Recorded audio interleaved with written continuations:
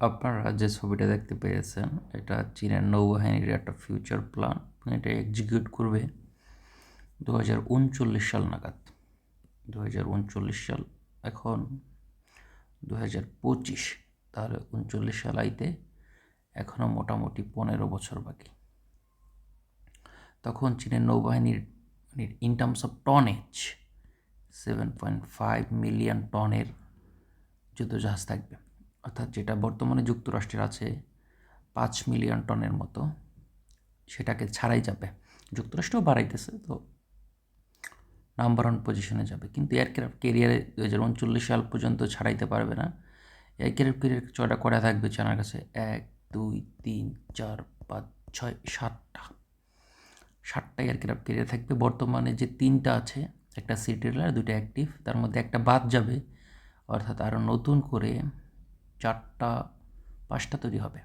4টা থেকে 5টায় ধরতে পারেন, বাদ যাবে কি না যাবে সেটা বলা কঠিন। আর এখানে 055 যে ডেস্ট্রয়ার আছে সেগুলো এখানে আছে 9টা, এখানেও আছে 9টা সম্ভবত, দেখা তা মনে হচ্ছে। আর এখানে 076 যে হাইব্রিড এয়ারক্রাফট ক্যারিয়ার, এগুলা বিমানও চলতে পারবে, হেলিকপ্টারও ক্যারিয়ারও, মানে অ্যাম্ফিবিয়াস শিপও বলতে পারেন। 076 এইগুলো থাকবে 5টা। আর 075, এই বর্তমানে 076 যেটা, এটা কিন্তু মাত্র একটা তৈরি করছে চীন, একটা তৈরি করছে, আরও 4টা তৈরি করবে। আর 075 এটা, এগুলো হলো আপনার মোটামুটি 40,000 টনের মতো। এগুলো হেলিকপ্টার ক্যারিয়ার, 4টা চীন তৈরি করে ফেলছে ইতিমধ্যে, আর একটা আন্ডার কনস্ট্রাকশন। সো এটা বাস্তবায়ন হয়ে যাবে। এরপরে আপনারা যদি এখানে দেখেন 1 2 3 4 5 6 7 8 9 10 11 12 13 14 15 16টা আছে হলো 071, যে এটা হলো এলপিটি, ঠিক আছে, এলপিটি শিপ, ট্যাঙ্ক, তারপরে আপনার সাজোয়াজান, এইগুলা নিয়ে অন্য দেশে পৌঁছে দেয়, মানে দ্বীপ টিপ দখল করার জন্য বা অন্য রাষ্ট্রের দ্রুত সৈনিক এবং সরঞ্জাম মোতায়েন করার জন্য এগুলো ইউজ হয়। বর্তমানে চীনের কাছে আছে 8টা এই ধরনের, আরও 8টা তৈরি হবে। আর এখানে দেখি এগুলো হলো আপনার 052D শ্রেণীর ডেস্ট্রয়ার। তো এগুলো কয়টা হবে এগুলো তো আমি গুনি নাই, 3 3 6 আর 3 9 12 আর 3 15 করে, 15টা করে আছে। তাহলে এখানে 15 15 30 30 30 60, অর্থাৎ 60টা হবে আপনার 052D শ্রেণী, বা ডি বা ডিএম ডিএল যাই বলেন না কেন, কিছুটা আপগ্রেড করে আর কি, তো মোরলেস ওই একই। তো 60টা হবে হলো 052D শ্রেণীর ডেস্ট্রয়ার, যেগুলো আপনার 7,500 টনের মতো থেকে 8,000 টনের কাছাকাছি। 64টা ভার্টিক্যাল লঞ্চার, এয়ার ডিফেন্স সহ বিভিন্ন মিসাইল থাকে। আর 055 যেগুলো, এগুলো তো আপনারা জানেনই, 112টা করে ভার্টিক্যাল লঞ্চার থাকে।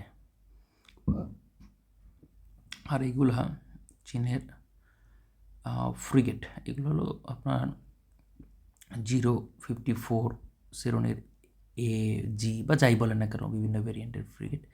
এখানে কতগুলো আছে দেখি, এই যে এইগুলা আর এইগুলা কিন্তু সেম, এই 4টা। তাহলে গুনি আমরা, 3 6 9 12 15 16 17, মানে 17টা মধ্যে আছে, আমি যদি ভুল না করি 16 17টা এরকমই হবে।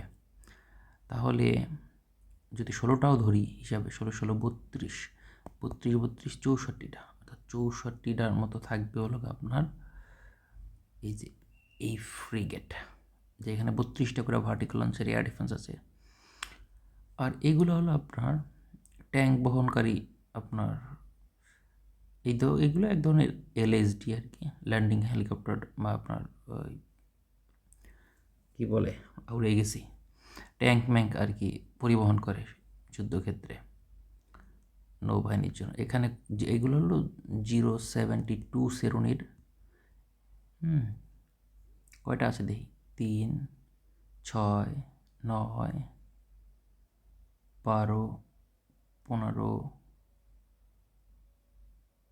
18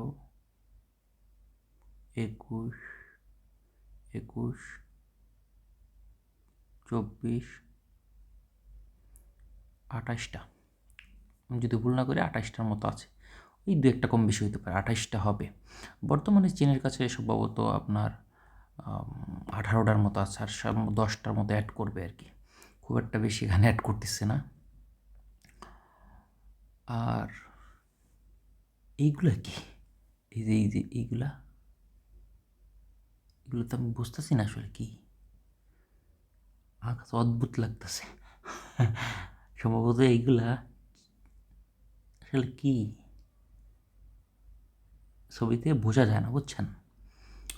এগুলা হইতে পারে চীনের ফিউচার ডিস্ট্রয়ার, বুঝছেন, ওদের একটা ফিউচার ডিস্ট্রয়ার প্রোগ্রাম আছে ছবি, কিন্তু ডিস্ট্রয়ার থাকলে তো ভার্টিক্যাল লঞ্চার থাকবে, তো ভার্টিক্যাল লঞ্চার দেখা যায়, মেইন গান দেখা যায়, হেলিকপ্টার রাখছে সেইগুলো দেখা যায়, যে তো বাদ বাকি কিছু বোঝা যায় না আসলে। হ্যাঁ, ফিউচার ডিস্ট্রয়ার করার কথা আছে, কিন্তু এত দ্রুত এতগুলো তৈরি করে ফেলাইবে এগুলো আমার কাছে মনে হচ্ছে না। আপাতত এই না বুঝি যেহেতু এইগুলো বাদ দিই আমি, অনেকগুলা অ্যাড করবে আর কি, বোঝা যাইতেছে মোটামুটিভাবে বলা যায় 30টার মতো হইব হয়তো। যাই হোক, আমরা কাজের কথা বেরি, 3, 6, 9, 12, 15, 16, তার 16টা হলো এই যে এগুলো হলো 096 শ্রেণীর সাবমেরিন লঞ্চ, এই যে ballistic missile submarine nuclear power চীন এখন তৈরি করতেছে, এগুলো আন্ডার কনস্ট্রাকশন আছে। 16টা করে নিউক্লিয়ার ব্যালিস্টিক মিসাইল আপনার পরিবহন করতে পারবে, এক একটা বহন করতে পারবে, যেগুলা রেঞ্জ হবে মোটামুটি 12,000 কিলোমিটারের মতো। JL-3 এবং JL-4ও এটার মধ্যে ইনস্টল করবে। এইগুলো হলো আপনার হোভারক্রাফট, লার্জ সাইজের হোভারক্রাফট চীনের। এইগুলা এক ধরনের বিশেষ জাহাজ, চায়না এখন তো মানে হসপিটাল শিপ, এই যে প্লাস চিহ্ন দেখা যাইতেছে, বিশেষ জাহাজ না, আমি যেটা বলছিলাম সেটা নয়, হসপিটাল শিপ 4টা চীনের কাছে বর্তমানে একটা আছে, আর 3টাই এই শ্রেণীর কমিশন হবে, মানে 3টাই তৈরি শেষ। আর ও হ্যাঁ, পাইছি, মাথায় মনে পড়ছে আমার, এই যে যে এইগুলা, এই যে এগুলা হলো সাপোর্ট শিপ, ট্যাঙ্কার আছে না, ট্যাঙ্কার মানে জ্বালানি পরিবহন করবে, পাশাপাশি খাদ্য টাদ্য পরিবহন করে, ক্যারিয়ার স্ট্যাক গ্রুপ মানে নৌফ্লিটের সাথে যায় সেইগুলা। এগুলো হলো আপনার 901 এবং 903 শ্রেণীর। 903 হলো মোটামুটি 25 থেকে 30,000 টনের ক্যাটাগরি, আপনি মানে আরও কম আছে, ওই ধরেন 20,000 থেকে 30,000 টনের মধ্যে। আর এই যে এইটা 901 শ্রেণী, 901 শ্রেণী কিন্তু অনেক বড় আকারে, 45,000 টনের মতো ডিসপ্লেসমেন্ট, মানে বিশাল জাইগান্টিক।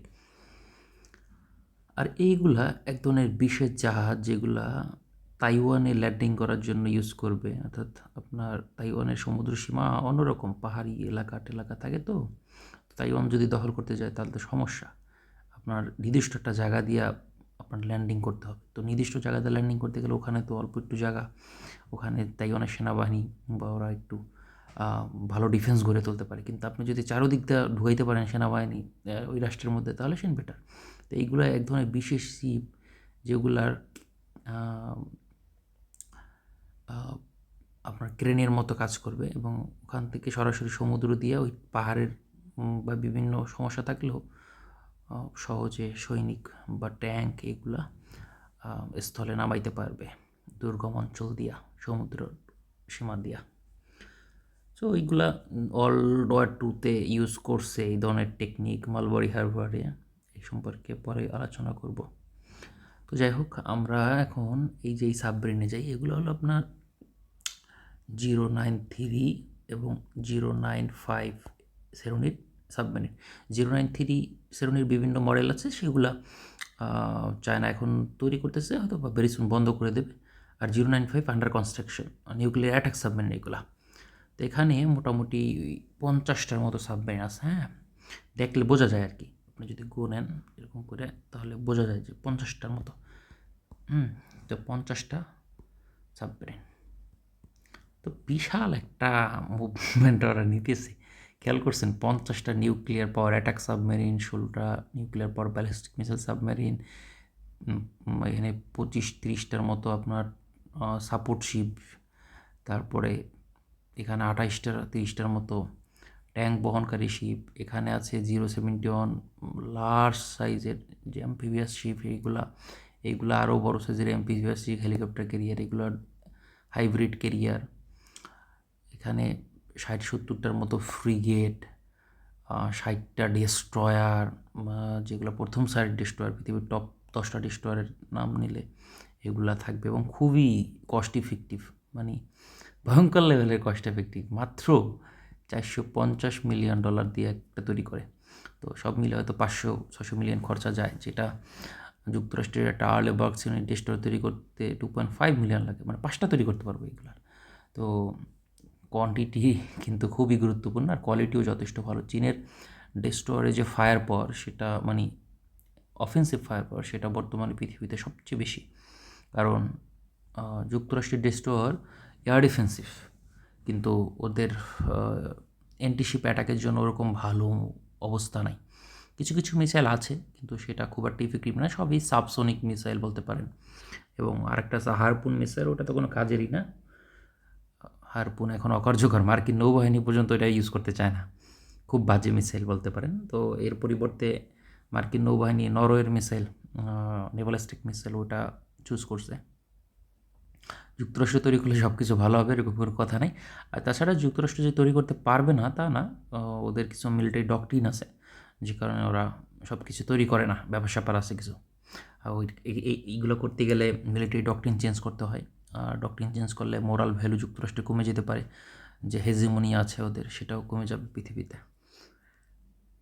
আবার পাশাপাশি 18টা 055, 18টা বর্তমানে তো আপনার 8টা অ্যাক্টিভ আছে, আর 2টা সি ট্রায়ালে আছে, আর 4টা আন্ডার কনস্ট্রাকশন। তো মানে এই যাত্রায় আরও 8টা তৈরি হবে, 16টা, তারপরে আর 2টা তৈরি করবে। মানে কেন, এখানে প্রেডিকশন একটু ভুল আছে সম্ভবত। মানে এটা একটা সম্ভাব্য দিছে আর কি ওদের কিছু অ্যানালিস্ট। আমার কাছে মনে হয় এখানে চেঞ্জ আসবে, কারণ 055 আমি চায়নার কয়েকজন উচ্চপদস্থ কর্মকর্তার সাথে আলোচনা করেছি টুইটারে। তো ওরা জানাইছে যে এগুলো 30টা থেকে 40টার মতো তৈরি করবো ওরা। এটা 50টাও যাইতে পারে, মানে 48টার মতো যাইতে পারে 055। তবে আমার কাছে মনে হয় না এতগুলো তৈরি করবে, বা করতেও পারে, কারণ ওদের শিপ বিল্ডিং ইন্ডাস্ট্রি যুক্তরাষ্ট্র থেকে 234 টাইম ফাস্টার। মানে যুক্তরাষ্ট্র যদি একটা জাহাজ তৈরি করতে পারে, চীন তৈরি করতে পারবো 234টা। এটা রিয়েলিটি। এত মানে প্রোডাকশন ক্যাপাবিলিটি আপনার যুক্তরাষ্ট্রের, আসলে এখন প্রোডাকশন ক্যাপাবিলিটিতে চায়নার ধারে কাছে নাই।